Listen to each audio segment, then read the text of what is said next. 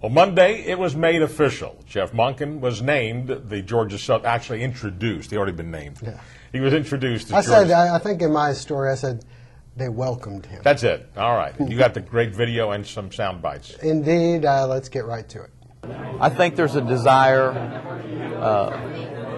to get Georgia Southern football back in national prominence, to be a household name in college football at this level.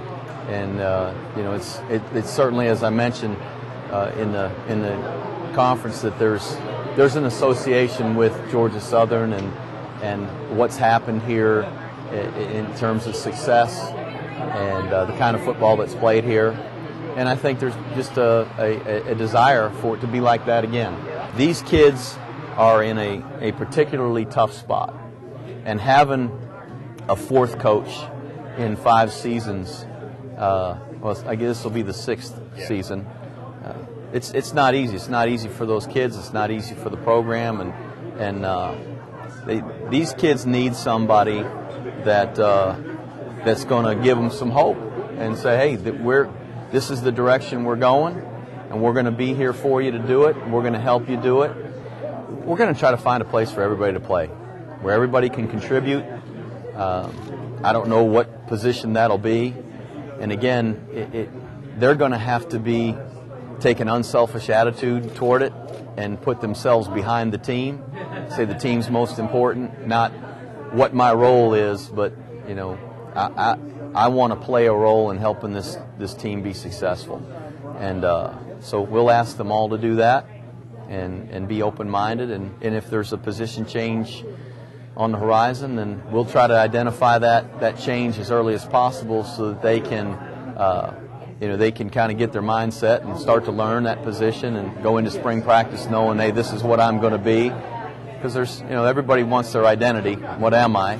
And so we'll try to give them a chance to get started in spring and play that position. When you went to Tech, you were pretty lucky in that your quarterback situation ended up being pretty good. Here, not quite the same thing. How important is it to find a good quarterback? Because that's kind of the biggest position on the field offensively for you. Yeah, we'll have to recruit and find kids that fit what we're looking for. In the meantime, I hope we'll have some guys that we can play at that position and get the offense going. And I'm not gonna pass any judgment on anybody at this point. I want to watch them and see them play and see where they can help us. And hopefully we'll have some kids that fit the bill at that position, at least to get us going and get us started. And we'll have to do a good job recruiting and get the right kind of guys. I'd like to get a staff put together before the new year. I'd like to have everybody in place before then. We've got to get out there and get kids identified. The resources at Georgia Tech will be helpful, just in terms of names of kids in the state. Coach Hatcher and his staff had identified several kids already, and that'll be helpful. That'll help us get started. At this level, there's going to be a lot of kids that they're hanging on, hoping for an ACC, SEC type offer, and that may not come. And so those are the kinds of kids we're going to hang on to and just try to be there when their realization finally comes that, hey, that's not going to be a reality for you, but here's the next best thing. And so those kids typically, those start to happen mid-January or so. It's not something that right now, if you get a commitment out of a kid right now that's one of those borderline players, last week in January, he might find himself with a late offer because they lost somebody. And you want to be around and in the hunt for those kinds of kids. And sometimes you'll get those kids to commit, and they won't decommit from you and take that offer. But we'd like to identify those guys that we just kind of know, hey, look, he's going to be right there for us. He's our kind of player. He's right there on the cusp of being a 1A guy. And those are the kinds of kids we got here when I was with Coach Johnson the first time. And so we'll try to identify those same kinds of kids that are just they're great high school players. They may be an inch or two too short. They may not be the the exact body type that somebody's looking for at that level. But they're good football players, and we can use them. So we'll be able to. We'll get back on track. We'll be fine in terms of recruiting.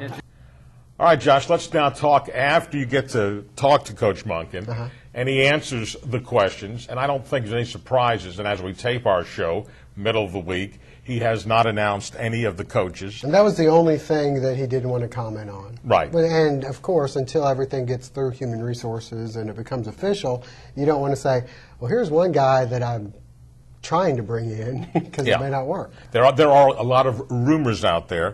I noticed Don in the Savannah paper threw out names that he claims that he's heard, whether Brent Davis will come back, who's now at VMI, Ray Gregory, who was at Bethune-Cookman, a couple of people from the offensive staff. Certainly one name that Coach Monken kept bringing up a lot as he praised the players from the past. Greg Hill? Bingo, yes. And he mentioned Mark Williams, too. Right. And Mark Williams could be available, too. Now, Mark, I believe, most recently coaching high school, he had gone, if you remember, to Rhode Island. To the prep school where they have for the Naval Academy. So let's look at this thing now as it is, okay? First of all, I've had a lot of people say to me, well, what happened to this national search that Sam talked about? Can we all let's forget about that? I think that's the common... I almost think that's in a press release that everybody says we're going to do a national search, okay? As it's turned out, and it's been pointed out, certainly for the last 3 or 4 hires, for that matter. When you go back to after Paul Johnson. Right. Well, Mike was here. Mike was here, certainly, and it was basically he or Rusty pretty much was the choice then. Then we honed in on Brian Van Gorder. And he had a chance to hired Brian Van Gorder. Gorder. Then we honed in on... then was Chris Hatcher. Chris Hatcher. And now Jeff Monken. So, but forget all that. Once they made a decision, and obviously a decision was made during this football season. I think you have to go back. I think you have to go back to the Jeff Price hire, actually, as in one of the bigger hires that we've had, that they actually interviewed more than one person. Right. Because at that time we were interviewed Kentucky assistant coaches, and there was certainly more than certainly right. Yeah, right. And when Paul Johnson was hired, there was certainly a definite search going on of people. In fact, I thought you were going to say hello. I was a little disappointed you didn't have video because as they showed him a bunch on TV Saturday night, Kevin Steele, the defensive coordinator from the Clemson Tigers. Yeah, that is kind of ironic that he's across the field. Who was, again, rumored to be, one of the choices certainly back when Paul was brought in there at the fall of '96. But anyway, as far as, that's going to be an interesting, all these talk about who the assistant coaches are, still just speculation. So they may not actually get started almost till January 1st. Right, and there were a few things that he mentioned in the press conference, in the interviews after the press conference, that was kind of interesting to me because of the fact that you've got so many dead periods between now and January. And he was talking about how a lot of the guys that either Georgia Tech has on their radar, which Paul said to me, he's welcome to anything we've got. Right. We've already got our commitments. We're fine on who we've got. We've still got quite a few names out there. And he was talking about how a lot of these guys still have aspirations of going to an SEC, ACC, perhaps school. When that doesn't happen, that usually materializes toward the middle of January. So these guys will still be available for them, and that's kind of the guys that he's hoping to get in. Paul always said to me, when everybody talked about, going to playoffs, does that hurt recruiting? He said, no, it doesn't. January is when a lot of it still happens at our level. All right. Anyway, that's what's happened up at Georgia Southern this week. There was some high school basketball going on from Tuesday night. We've got some highlights to show you. You found highlights of Portal in action, right? Yep. They were down in Savannah. We'll talk about that and some of the other teams that played last night. That's coming up next on Upon Further Review.